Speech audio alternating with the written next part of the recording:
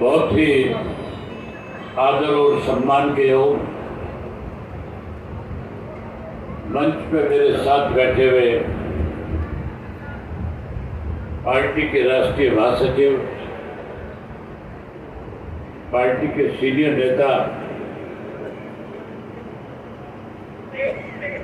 Shri RS Chaudhary साहब, आपके अपने, आपके सुख दुख के साथी, सदैव आपके बीच में रह करके आपकी सेवा करने वाले पार्टी के वरिष्ठ नेता MS मलिक साहब, पार्टी के प्रदेश के अध्यक्ष चौधरी नफे सिंह राठी जी, राष्ट्रीय प्रवक्ता भाई उमेद लुहान जी, जिला के अध्यक्ष रामफल कुंडू जी, महिला की प्रदेश के अध्यक्ष बहन सुमित्रा देवी जी, पार्टी की प्रदेश की महासचिव सुनैना चौटाला जी, मंच पे मेरे साथ बैठे हुए पार्टी के राष्ट्रीय, प्रदेश, जिला और हल्का स्तर के सभी नेतागण, बहुत ही मान और सम्मान के योग गांव शामलो कला के और आसपास के गांव से आए हुए आदरणीय पिता तुल्य बुजुर्गों, नौजवान साथियों, सम्मान के योग्य माताओं, बहनों, पत्रकार छायाकार दोस्तों, मैं सबसे पहले आप सबका इस बात के लिए आभार व्यक्त करता हूं कि परिवर्तन यात्रा जैसे ही आपके गांव में पहुंची,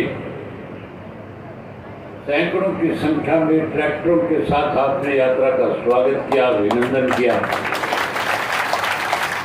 वहीं ढोल नगाड़े बजाए, फूलों की बारिश करी, फूलों की मालाएं पहनाई और मेरे साथ में आए हुए सारे पद यात्रियों को शामलो कला गांव की तरफ से सम्मानित किया। इसके लिए मैं आपका बहुत बहुत आभार व्यक्त करता हूं। मेरे से पहले मलिक साहब ने सारी बातें आपके सामने रखी। जो दो गायक थे, पहले सैनी साहब ने जो एक गीत सुनाया था और उसके बाद मलिक ने सुनाया, सारी बातें गीत के माध्यम से आपके सामने रखी कि आज हम किन हालात में हैं, किन परिस्थितियों से गुजर रहे हैं, प्रदेश किस ओर जा रहा है। देश में आज भाजपा की सरकार बनने के बाद किस किस किस्म की परेशानियां लोगों के सामने आई है, अगर मैं उन्हीं बातों को दोहराऊंगा तो बहुत लंबा समय लग जाएगा। आप भी काफी लंबे समय से बैठे हैं। साथियों, हमारे देश के प्रधानमंत्री ने वायदा किया था कि मैं 2022 में किसान की फसल के दाम 2 गुना कर दूंगा। फसल के दाम तो नहीं बढ़े, खर्चे बढ़ गए, महंगाई बढ़ गई, महंगाई के साथ साथ भ्रष्टाचार बढ़ गया, कानून व्यवस्था खत्म हो गई, हमारे पढ़े लिखे नौजवान साथियों के लिए रोजगार नहीं है, नौकरी नहीं है। आज चुने हुए जो सरपंच है वो भी सरकार से दुखी है, परेशान है। हमारे प्रदेश के मुख्यमंत्री ने कहा था कि पंचायत के चुनाव के बाद सरपंचों को ज्यादा अधिकार दे देंगे, ज्यादा ग्रांट का पैसा देंगे, गांव का विकास कराएंगे। ग्रांट देने की बजाय सरपंचों के अधिकारों पर अंकुश लगा दिया। सरपंचों के अधिकारों पर अंकुश लगाया है, वही उसके साथ साथ सरपंचों को अपमानित करने का काम सरकार ने किया। सरपंच अपने अधिकार मांगने के लिए जब चंडीगढ़ गए, उनकी बात सुनने के बजाय उन पर लाठीचार्ज किया, मुकदमे बनाए, चोर और बेईमान कह करके सरपंचों को अपमानित करने का काम किया। इसलिए आज सारे सरपंच भी सरकार से दुखी है, परेशान है, सरकार को बदलना चाहते हैं। वही उसके साथ साथ किसान दुखी है, मजदूर दुखी है, व्यापारी दुखी है, कर्मचारी दुखी है। ये माताएं बहनें जो बैठी हैं, इनको भी मोदी जी ने कहा था कि मैं आपको गैस का सिलेंडर, गैस का चूल्हा मुफ्त में दूंगा। इनसे भी झूठ बोल गए थे। आज ये भी इस राज को बदलना चाहती है। आज मैं आपके बीच में करीब 2650 किलोमीटर का सफर तय करके आया हूँ।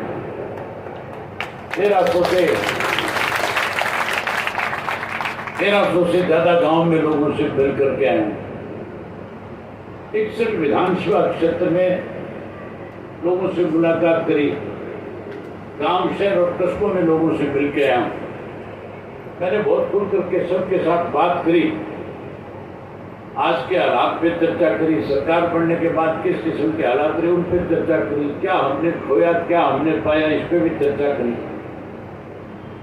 आज प्रदेश का हर वर्ग का व्यक्ति जो है इस सरकार को बदलना चाहता है। चौधरी ओम प्रकाश चौटाला जी ने जब परिवर्तन यात्रा शुरू करी थी तो खुल के उन्होंने कहा था कि जब लोगों से मिलो तो पूछना परिवर्तन करना चाहते हो कि नहीं चाहते। उनसे ये भी पूछना कि हमारे पे भरोसा करोगे कि नहीं करोगे। आज आप हजारों की संख्या में यहाँ बैठे हो, प्रेस के साथी आपके सामने खड़े हैं। मैं आप सबसे पूछना चाहता हूँ कि क्या प्रदेश में आप परिवर्तन लाना चाहते हो कि नहीं लाना चाहते हो? लाना चाहते हो तो मेरे साथ हाथ खड़ा करो कि परिवर्तन करना चाहते हो। जहाँ परिवर्तन करना चाहते हो वहाँ हमारी बात पे भी भरोसा करोगे कि नहीं करोगे? उस पर भी भरोसा करोगे। भरोसे का एक कारण है सबसे बड़ा, सन 1986 के अंदर चौधरी देवीलाल ने नया आंदोलन शुरू किया था और उस नए आंदोलन के दौरान जब चौधरी देवीलाल गांव में जाते थे, लोगों से मिलते थे तो 3 वायदे उनके सामने करते थे। पहला वायदा करते थे कि बुजुर्गों मर मत जाना, मैं तुम्हारी 100 रुपये पेंशन करूंगा। दूसरा वायदा करते थे कि किसान का, कमजोर का, गरीब का, मजदूर का, छोटे दुकानदार का, व्यापारी का 10,000 रुपये तक का कर्जा माफ करूंगा।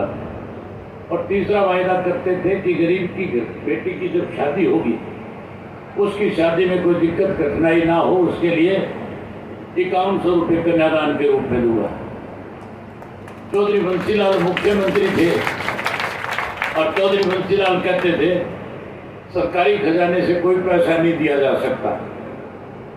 चौधरी देवीलाल ने कहा था कानून बना करके दूंगा और आपने चौधरी देवीलाल पे भरोसा किया, 87 में सरकार बना दी। सरकार बनने के बाद चौधरी देवीलाल ने जो वायदे लोगों के साथ किए थे पहली कलम से सारे के सारे पूरे कर दिए। चौधरी ओम प्रकाश चौटाला को जब आपने इस प्रदेश की सेवा का मौका दिया, उन्होंने सरकार आपके द्वारा कार्यक्रम शुरू किए थे। चौधरी देवीलाल की तर्ज पे किसान को 24 घंटे बिजली दी, नहर का पानी दिया था। वहीं उसके साथ साथ सरकार आपके द्वारा कार्यक्रम लगा करके गांव के लोगों को अनेक सुविधाएं प्रदान करने का काम किया था। सरपंचों को इतना अथाह पैसा दिया जाता था कि सरपंच खर्च नहीं कर सकता था। उस वक्त सड़कें बनाई गई थी, उस वक्त में स्कूल अपग्रेड किए गए थे, उस वक्त के अंदर अस्पताल बनाए गए थे और उस वक्त में खेल के मैदान बनाए गए थे। उस वक्त में ही मलिक साहब जी स्पोर्ट्स पॉलिसी की चर्चा कर रहे थे। चौधरी ओम प्रकाश चौटाला की देन थी कि उन्होंने हरियाणा प्रदेश के अंदर हमारी बनाई हुई स्पोर्ट्स पॉलिसी को लागू करने का काम किया और उस स्पोर्ट्स पॉलिसी से नतीजे ये निकले कि जहाँ देश के अंदर कोई मेडल नहीं मिला करता था, अकेले हरियाणा प्रदेश के बच्चे जो है मेडलों की बौछार लगा दी थी, जगह जगह मेडल लेने के काम कर दिए। आज जो मेडल आ रहे हैं उसी स्पोर्ट्स पॉलिसी के नतीजे की वजह से आज मेडल मिल रहे हैं। लेकिन ये लोग जो है हमारे खिलाड़ियों को भी कहीं ना कहीं कमजोर करने में लगे हुए। जहाँ साथियों हमने इस किस्म की पॉलिसी बना करके फायदे पहुंचाए, वहीं आज की सरकार लोगों को परेशान करने के लिए रोज रोजाना नए नए आदेश जारी करने का काम करती है।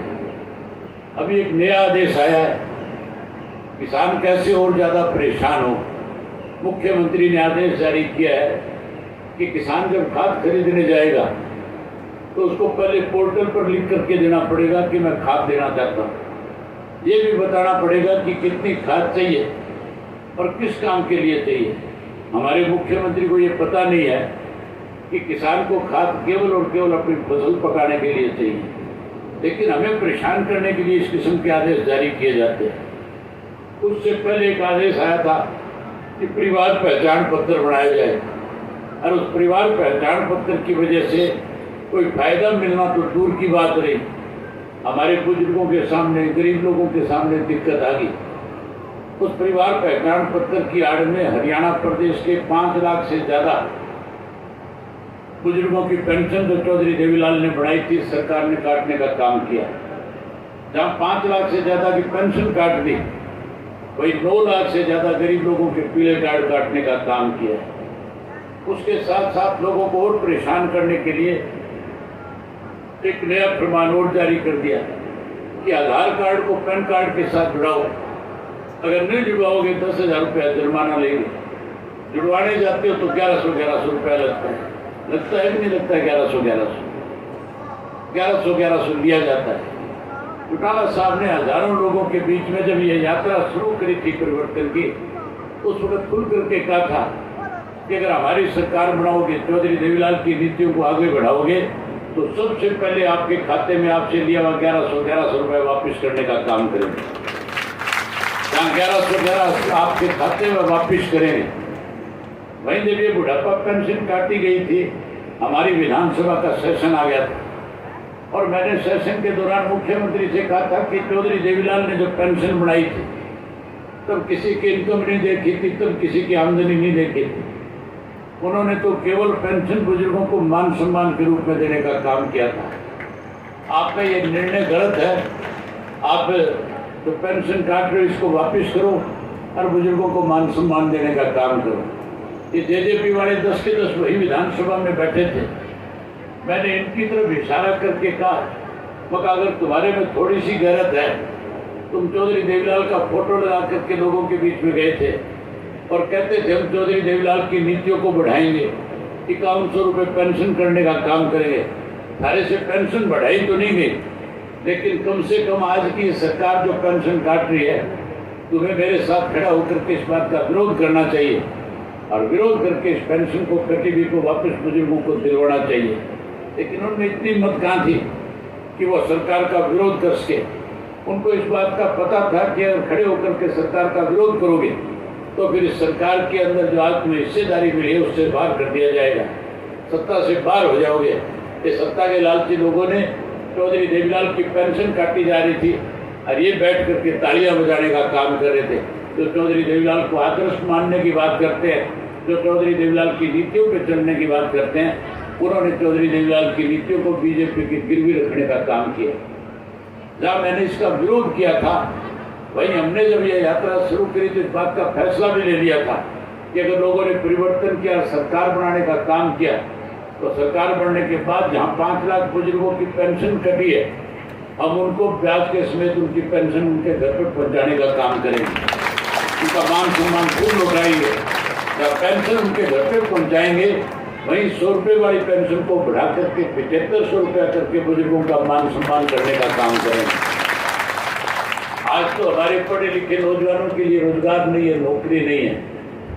अभी मेरे से पहले मलिक साहब जिक्र कर रहे थे कि शामलो गांव के अंदर बच्चों ने पुलिस के फार्म भरे थे, और उन्होंने चौटाला साहब से जिक्र किया था कि मेरे गांव के कुछ बच्चों ने फार्म भर रखे हैं।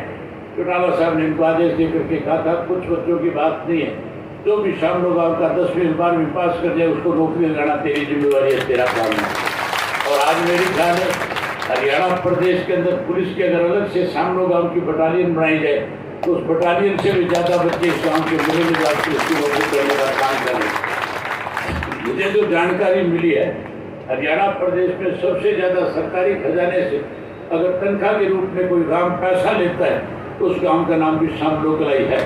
और ये केवल और केवल चौधरी देवीलाल और चौधरी ओम प्रकाश चौटाला की देन है कि उसकी वजह से आज हर घर में किसी ना किसी बच्चे के पास रोजगार और नौकरी है। जो कोई नौकरी से रह गए उन्हें भी चिंता करने की जरूरत नहीं। आपने तो पहले मलिक साहब ने हाथ खड़े करवा के कह दिया था कि आप तो सारा का सारा सालन का सालन शामलो गाँव जो है अब की बार बदलाव लाने का काम करेगा। आप बदलाव जाओ, हम हर घर से पढ़े लिखे नौजवान बच्चे को नौकरी और रोजगार देने का काम करेंगे। जो बच्चे नौकरी से रह जाएंगे हम उन्हें उदास नहीं होने देंगे। हम उन बच्चों को भी 21,000 रुपया बेरोजगारी भत्ता देकर के उनका मान सम्मान बढ़ाने का काम करेंगे। आज बड़ी हैरानी की बात है, बेरोजगारी की वजह से हरियाणा प्रदेश के हर गांव से, थोड़ी संख्या में नहीं, छोटे छोटे गांव से भी 50 का 100 बच्चों ने विदेश जाने के लिए पासपोर्ट बनाने के फार्म भर रखे हैं। मेरे पास रोजाना सैकड़ों की संख्या में ऐसे नौजवान बच्चे आकर के मिलते हैं जो मुझे आकर के अप्रोच करते और कहते हैं हमारा पासपोर्ट बना दे ताकि हम विदेश में जाकर के कोई छोटा मोटा काम कर लेंगे। यहाँ अपने माँ बाप पे दबाव बनाते हैं कि ज़मीन बेच दो लेकिन मेरे को विदेश जाने की अनुमति दो, मुझे विदेश जाने दो। ये केवल सरकार की गलत पॉलिसी की वजह से हो रहा है। अगर पॉलिसी ठीक होगी, मैं उन बच्चों को आश्वस्त करता हूँ कि आप लोग सरकार बनाने में अहम भूमिका निभाओ, सरकार बनाओ, तुम्हें इस तरह का रोजगार दूंगा कि तुम विदेश जाने की बात नहीं करोगे, बल्कि हरियाणा में रह करके हरियाणा की तरक्की की बात करने का काम करोगे। वहीं हमारी माताएं बहनें बैठी है, नरेंद्र मोदी को कहता गैस का सिलेंडर, गैस का चूल्हा मुफ्त में दे दूंगा। मोदी जी ने तो नहीं दिया, महंगा कर दिया और आज ऐसे हालात बना दिए कि गैस के सिलेंडर जो है घरों में शोपीस पड़ करके रह गए। आप चिंता मत करो, माताएं और बहनें सरकार बनाने में बड़ी भूमिका निभा सकती है। आप सरकार बनाओ, सरकार बनने के बाद हर महीने की पहली तारीख को आपके घर में सरकार की तरफ से गैस का सिलेंडर मुफ्त में आपको मिला करेगा। हर महीने हर घर में सिलेंडर आया करेगा।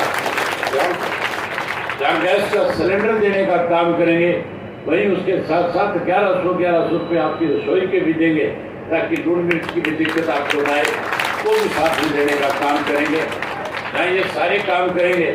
ये परिवर्तन जो है कोई मुश्किल काम नहीं है, परिवर्तन घर बैठे बैठे ला सकते हैं।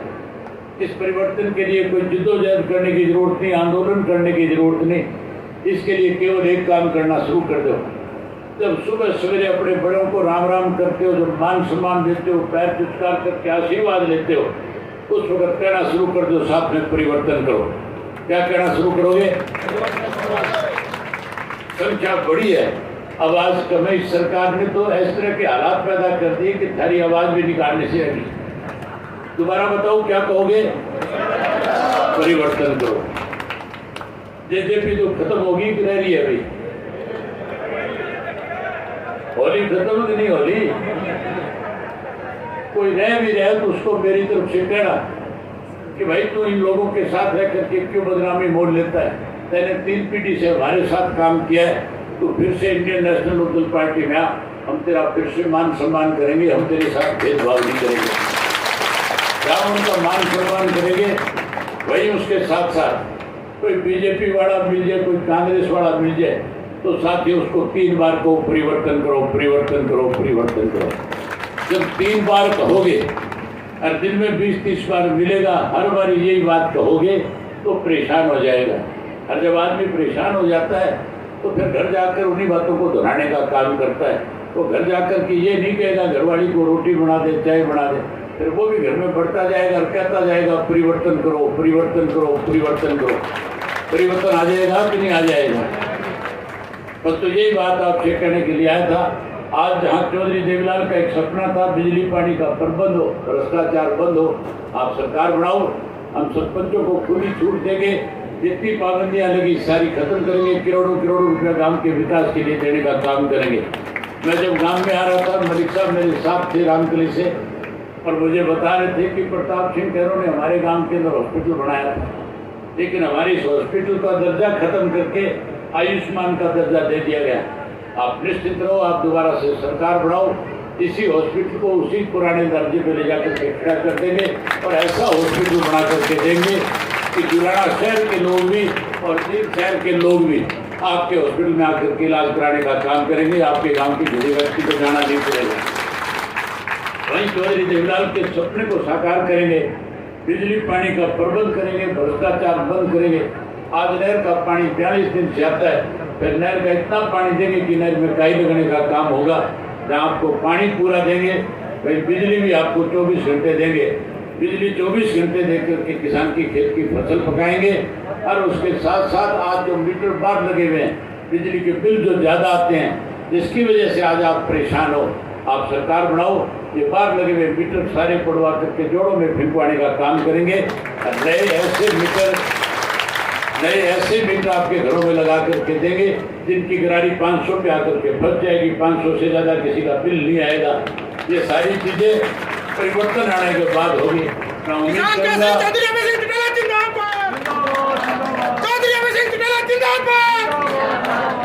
उम्मीद करूँगा कि आज के बाद जब भी एक दूसरे से मिलोगे हर हालत में कहोगे परिवर्तन करो। एक बात और कह करके आपसे इजाजत लूँगा, आप भी काफ़ी लंबे से बैठे हो, आपने भी खाना खाना है, हमने भी अब अगले गांव के लिए इस पड़ाव को पूरा करके निकलना है। ये माताएं बहनें मेरी जो बैठी हैं, मैं आज से 1 हफ्ता पहले की बात है, नरवाड़ा विधानसभा क्षेत्र के गांव में परिवर्तन यात्रा लेकर के गया हुआ था और सच्चा खेड़ा गांव के अंदर हमारा दोपहर का जैसे आपके यहाँ पड़ाव इसी तरह का पड़ाव था। फरैन गांव से मैं सच्चा खेड़ा जा रहा था, फरैन के लोगों से मिलकर बातचीत करके जब गांव से निकला तो 20-25 महिलाएं मुझे मंदिर के पास खड़ी मिली। मैंने उनसे पूछा माताओं बहनों से राम राम करके कि आप यहाँ क्यों खड़ी हो, आप वहाँ क्यों नहीं आई? तो कहने लगी हम तो मंदिर में सत्संग कर रही थी। मैंने कहा कोई और जगह भी सत्संग की ऐसी है आपके निर्धारित जिसमें जाकर के कर सकती हो? कहते हैं नहीं, ये बहुत मुश्किल है।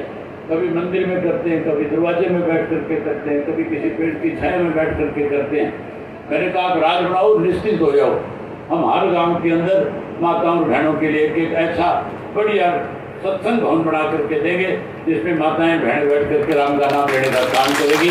मैं उम्मीद करूँगा कि हर हालत में हर व्यक्ति परिवर्तन करने का काम करेगा। मेरे साथ एक बार बोलो, परिवर्तन करो, परिवर्तन करो, परिवर्तन करो, परिवर्तन करो, परिवर्तन करो, परिवर्तन। बहुत धन्यवाद। देवदास